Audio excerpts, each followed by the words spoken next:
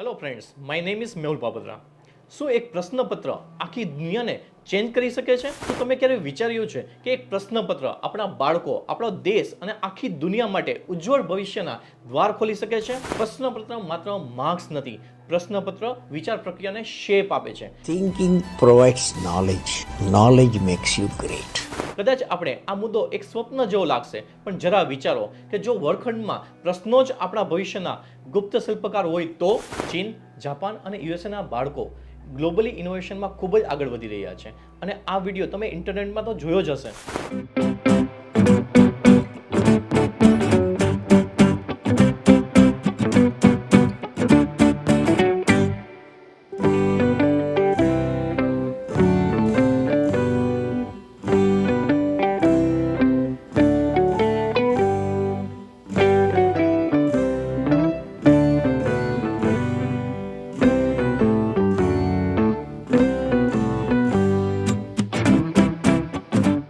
આપણી આસપાસના દેશો જુઓ, દુનિયાના કેટલાક ભાગોમાં અવિશ્વસનીય પ્રગતિ જોવા મળે છે, જેમ કે ટેકનોલોજી, ઇન્ફ્રાસ્ટ્રક્ચર અને આ ઉપરાંત ઇનોવેશન અને ઇન્વેન્શનની દ્રષ્ટિએ આ દેશો મોટી છલાંગ મારી રહ્યા છે. Let's talk about the global innovation index.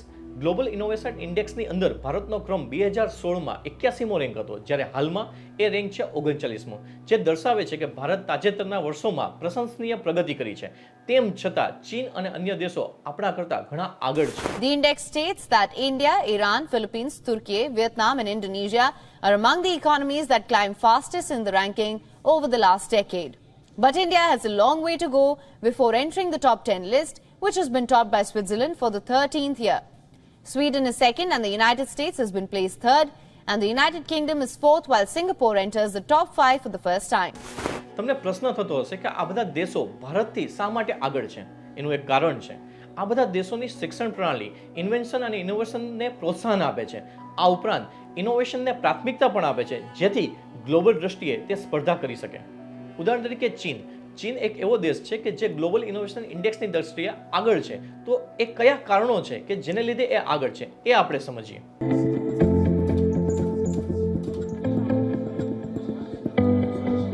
In 2024, China's Ministry of Education issued a major policy promoting AI education in primary and secondary school classrooms. The goal is to achieve full coverage of AI educational courses by 2030.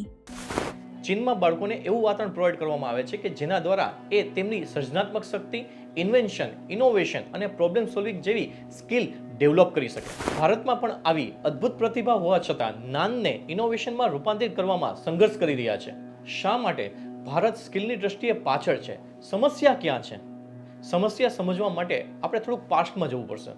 Bharat એક સમયે ગુરુકુળ પ્રણાલી હતી કે જ્યાં education માટે એક સર્વાંગી વિકાસનો અભિગમ હતો, જ્યાં વિદ્યાર્થીઓને ફક્ત શાસ્ત્ર અને વિજ્ઞાન જ નહીં, પરંતુ જીવનના કૌશલ્યો, ક્રિએટિવિટી, પ્રોબ્લેમ સોલ્વિંગ અને ચારિત્ર નિર્માણ પર ફોકસ કરવામાં આવતું હતું.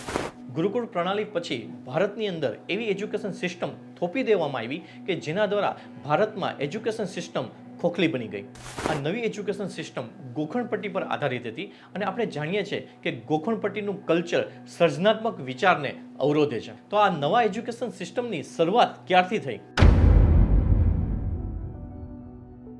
હું વાત કરું છું ઈસવીસન 1835ની, કે જ્યારે બ્રિટિશરોનું શાસન હતું અને ત્યારે થોમસ મેકોલી ભારતમાં આવ્યા. થોમસ મેકોલીને બ્રિટિશ રાજને ચલાવવા માટે ક્લર્ક અને વહીવટકર્તાની જરૂર હતી, જેમાં ફક્ત ક્લર્ક અને વહીવટકર્તા એમના સૂચન મુજબ કામ કરે એ એની જરૂરિયાત અને પ્રાથમિકતા પણ હતી. એ સમયમાં એજ્યુકેશન સિસ્ટમમાં મેકોલીએ ફેરફાર કરી અને એવી રીતે ડિઝાઇન કરવામાં આવ્યો કે જ્યાં ફક્ત આપેલું કામ કરી શકે, પરંતુ સ્વતંત્ર રીતે વિચારી ના શકે. આ જાણીને તમને કદાચ આશ્ચર્ય થશે કે હજુ પણ આ જ એજ્યુકેશન સિસ્ટમ ચાલી રહી છે. એ સમયમાં એજ્યુકેશન સિસ્ટમની અંદર પ્રશ્નપત્રો પણ એવા જ હતા કે જેમાં પ્રશ્નોના જવાબ ગોખેલા લખવાના હતા. શું તમે ક્યારેય તમારા બાળકોના પ્રશ્નપત્રો જોયા છે? આ પ્રશ્નપત્રો ફક્ત મેમરી બેઝ ક્વેશ્ચન વાળા જ છે. ઉદાહરણ તરીકે, ગાંધીજીનો જન્મ કયા શહેરમાં અથવા કઈ સાલમાં થયો? એ પ્રશ્ન જો એક્ઝામમાં પૂછવામાં આવે તો તમને શું લાગે છે? એમની સ્કિલ ડેવલપ થશે કે મેમરી? જો પ્રશ્નપત્રમાં મેમરી બેઝ જ ક્વેશ્ચન પૂછવામાં આવશે તો બાળકોની ક્રિટિકલ થિંકિંગ, એનાલિસિસ કે એપ્લિકેશન જેવી સ્કિલ ક્યારેય ડેવલપ નહીં થાય. આ પ્રકારની બધી સ્કિલ કઈ રીતે ઉત્પન્ન કરવી કે જેથી ઇન્વેન્શન અને ઇનોવેશનને પાક મળે, જે એક મોટી સમસ્યા છે. તો આ સમસ્યાનો ઉકેલ શું છે? Blooms taxonomy. બ્લૂમ ટેક્સોનોમી એક એવું ટૂલ છે કે જેના દ્વારા ભારતીય શિક્ષણની બધી જ સમસ્યાનો ઉકેલ મળી શકે એમ છે. બ્લૂમ ટેક્સોનોમી એક એવું ફ્રેમવર્ક છે કે જેની અંદર અલગ અલગ થિંકિંગ લેવલ દર્શાવે છે અને આ થિંકિંગ લેવલ કોગ્નિટિવ ડેવલપમેન્ટ કરવામાં ખૂબ જ મહત્વનો ભાગ ભજવે છે અને જેમાં લોઅર ઓર્ડર થિંકિંગથી માંડી અને હાયર ઓર્ડર થિંકિંગ સુધીનો ડેવલપમેન્ટ કરી શકાય છે. બ્લૂમ્સ ટેક્સોનોમી 1956માં બેન્જામિન લૂમ નામના સાયન્ટિસ્ટ દ્વારા આપવામાં આવી હતી, જેને રિવાઇઝ 2001માં કરવામાં આવી છે. બ્લૂમ ટેક્સોનોમીમાં ટોટલ 6 લેવલ છે અને જેને આપણે એક બ્લૂમ ટેક્સોનોમીના પિરામિડ દ્વારા સમજાવી શકાય છે. બ્લૂમ ટેક્સોનોમી થિયરી એજ્યુકેશનમાં પેપર સેટ કરવા માટે તો કામની છે, પણ આ સિવાય એ આપણી પર્સનલ લાઈફ અને પ્રોફેશનલ લાઈફમાં પણ ખૂબ જ અગત્યનો ભાગ ભજવે છે. આ કઈ રીતે ભાગ ભજવે છે એ આપણે સમજીએ. બ્લૂમ્સ ટેક્સોનોમીના 6 લેવલ છે. આ 6 લેવલ છે ક્યાં? તેમાંનું પહેલું લેવલ છે જે તળિયામાં રહેલું છે, એનું નામ છે રિમેમ્બરિંગ. સેકન્ડ આવે છે અન્ડરસ્ટેન્ડિંગ. ત્રીજું આવે છે applying. Fourth one is analysing. Fifth one is a evaluation અને લાસ્ટ છે ક્રિએશન. હવે પ્રશ્ન એ થતો હશે કે આ બ્લૂમ ટેક્સોનોમીના આ 6 લેવલનો ઉપયોગ શાળાના ક્વેશ્ચન પેપર બનાવતી વખતે કઈ રીતે થઈ શકે? Let's start. એક એક્ઝામ્પલ દ્વારા અને એક ટોપિક દ્વારા સમજીએ. ટોપિકનું નામ છે એડજેક્ટિવ, જેને આપણે ગુજરાતીમાં કહીએ છીએ વિશેષણ. હવે માની લ્યો કે પિરામિડમાં સૌથી લાસ્ટમાં આવે છે રિમેમ્બરિંગ. રિમેમ્બરિંગનો મિનિંગ શું? તો કે કોઈ પણ મુદ્દો યાદ રાખવો. જો આ રિમેમ્બરિંગને ધ્યાનમાં રાખીને ક્વેશ્ચન પેપર હોય તો કેવું હોઈ શકે? તો કે ડેફિનેશન આપો, એટલે કે વ્યાખ્યા આપો વિશેષણ.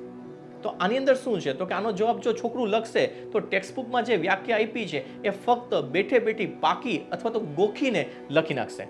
તો આમાં કોઈ પ્રકારનું ડેવલપમેન્ટ નથી. સેકન્ડ લેયરની વાત કરીએ એટલે કે અન્ડરસ્ટેન્ડિંગ. આ બીજો પોઈન્ટ છે. જો અન્ડરસ્ટેન્ડિંગને ધ્યાનમાં રાખીને પ્રશ્નપત્ર કાઢવામાં આવે તો કેવું હોઈ શકે? તો કે એમાં એવો ક્વેશ્ચન પૂછવામાં આવે કે what is a meaning of adjective, એટલે કે એડજેક્ટિવ એટલે કે વિશેષણનો અર્થ શું થાય છે, અથવા તો વિશેષણનું ઉદાહરણ આપો. જો ઉદાહરણ તમે તો જ આપી શકો જો તમારી સમજણ ઉત્પન્ન થઈ હોય તો. ત્રીજું લેયર છે અપ્લાઇંગ. અપ્લાઇંગ એટલે શું? તો કે તમે જે વસ્તુ સમજ્યા છો એ નવી પરિસ્થિતિમાં એનો ઉપયોગ કરો. અને જો આનો પ્રશ્નપત્ર પૂછવામાં આવે તો કેવો હોય? તો કે આમાં તમને એક પિક્ચર આપવામાં આવે ડોગનું અને તમને કહેવામાં આવે કે એક વાક્ય બનાવો ડોગ વિશે કે જેમાં વિશેષણનો ઉપયોગ થવો જોઈએ. તો એ છે એપ્લિકેશન. ત્યારબાદ એનાથી ઉપરનું લેયર એટલે કે એનાલાઇઝિંગ. એનો મિનિંગ શું? જો આને ધ્યાનમાં રાખીને પ્રશ્ન પૂછવામાં આવે તો કેવો હોઈ શકે?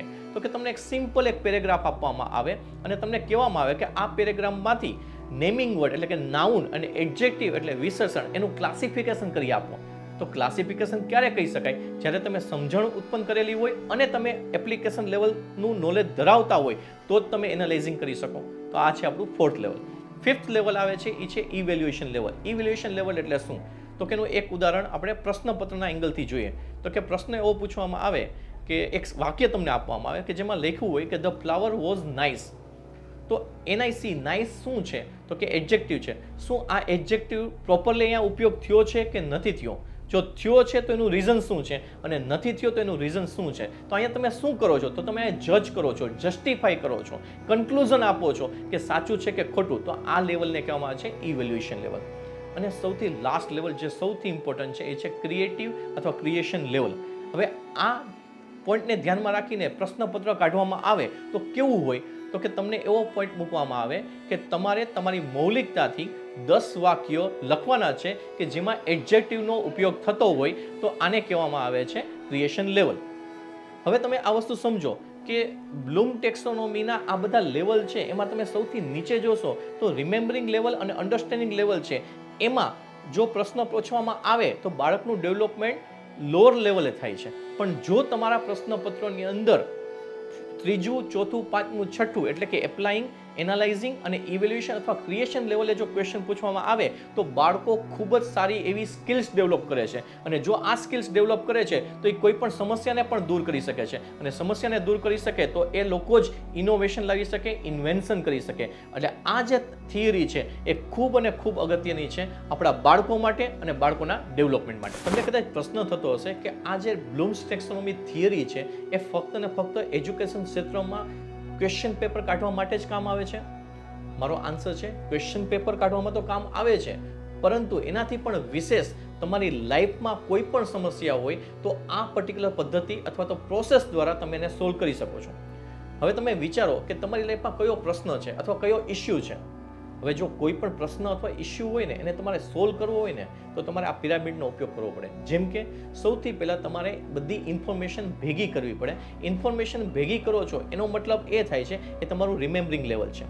હવે આ ઇન્ફોર્મેશન જેટલી પણ તમે ભેગી કરી એને તમે ખરેખર સમજો છો તે અન્ડરસ્ટેન્ડિંગ લેવલ થયું કહેવાય. અને સમજ્યા પછી તમે અલગ જ પરિસ્થિતિમાં એનો ઉપયોગ કરો છો તો એ એપ્લિકેશન છે. એપ્લિકેશન કર્યા પછી તમે જુઓ છો કે રાઈટ છે કે રોંગ છે, એનાલિસિસ કરો છો તો એ એના પછીનો મુદ્દો છે. અને ત્યારબાદ તમે જજમેન્ટ કરો છો કે આ સમસ્યાને કઈ રીતના સોલ્વ કરશો તો એ ઇવેલ્યુએશન લેવલ છે. અને ફાઇનલી તમે એ પર્ટિક્યુલર ઇસ્યુને સોલ્વ કરવા માટેની એબિલિટી ધરાવો છો અને જે તમે એના માટે થિયરી, પ્રોસેસ અથવા આઈડિયા લગાડો છો એ છે ક્રિએશન. સો આ બ્લૂમ ટેક્સોનોમીથી તમે કોઈ પણ સમસ્યા ખરેખર દૂર કરી શકો છો.